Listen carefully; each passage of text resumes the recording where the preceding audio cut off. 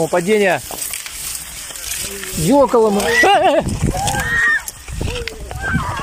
Падение, падение.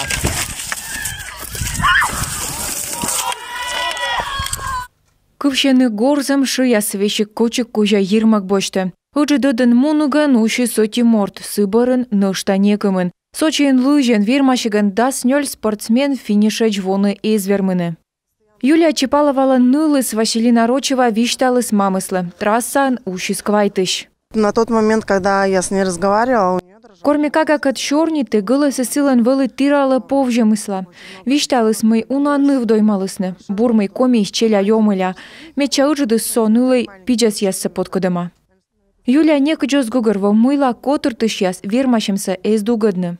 Были очень тяжелые погодные условия. Сначала шел сильный снег, потом был очень сильный туман, видимость такая была плохая. Мы узнали, что ретрак пойдет за 10 минут до старта.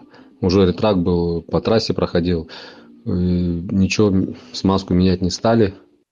До старта официально минут 40, скорее всего будет перенос, видимость метров 20. А созон яслыши слащем мы вылыдаштема ныв ясбырын эзнин бошчины нуадны.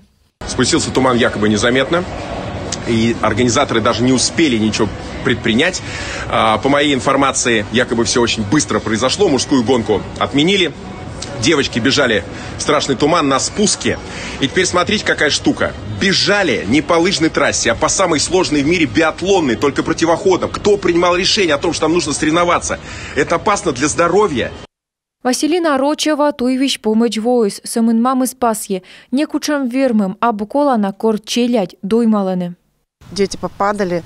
Челядь ушлашисны, доймалысны. Уналын витыш унжик чегящем. Тая дверма сываедны карьера помощь. И та каде ос пошуны мыная мыйка оскужны. Месту чаинда. Тая рощияса медбур спортсменка яс.